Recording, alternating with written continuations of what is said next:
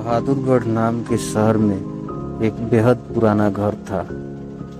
उस घर को सब लोग भूतिया और अपशकुनी कहते थे, क्योंकि जो भी वहां रहने आता उनकी किसी न किसी कारण से मृत्यु हो जाती।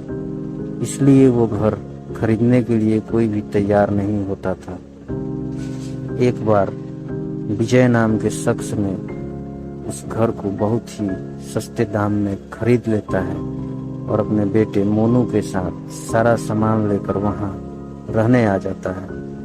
घर में शिफ्ट होने के एक दो दिन में ही विजय को अपने आसपास अजीबोगरीब घटनाएं घटित होने का एहसास होने लगा।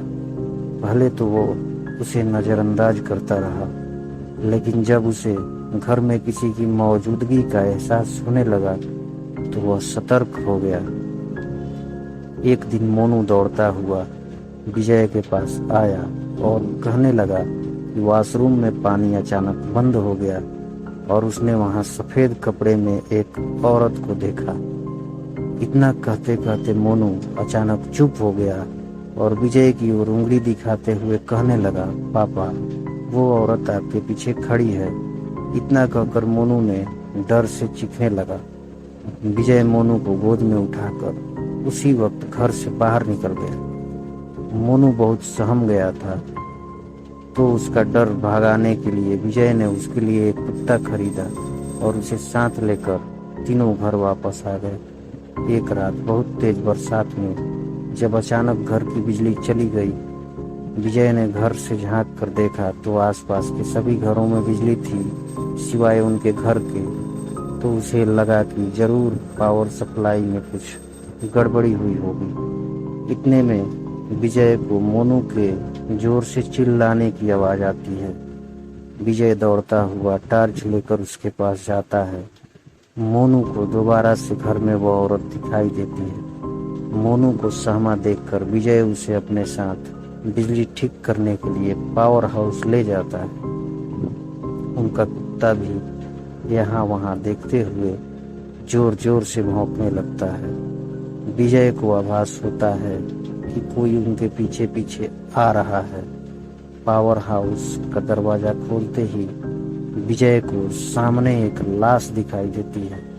लाश देखकर मोनू भी डर के मारे चिल्लाने लगता है। विजय अपने बेटे को लेकर तुरंत दरवाजा खोलकर घर से बाहर भागने की कोशिश करने लगता है।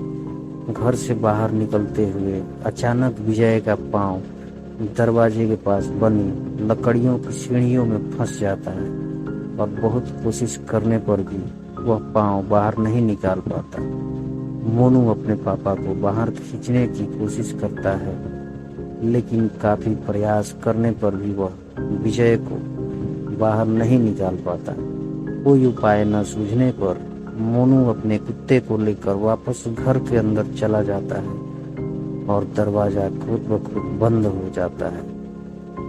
वहां विजय भी करीब 15 मिनट तक मशक्कत करने के बाद अपना पांव बाहर निकालने में सफल हो जाता है। विजय दौड़ता हुआ घर के अंदर जाता है और चारों ओर मोनू की तलाश करता है, लेकिन उसे ना तो मोनू और ना ही कुत्ते का कुछ पता चल पाता है। बहुत ढूंढने पर भी जब दोनों नहीं मिलते तो विजय हार मान लेता है और उनके दोबारा मिलने की आस में वहीं रहने लगता है।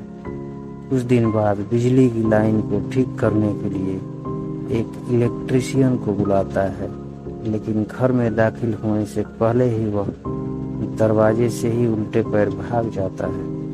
विजय के पूछने पर वह कहता है कि आपके घर में एक औरत, एक बच्चा और एक कुत्ते का भूत दिखाई दे रहा है।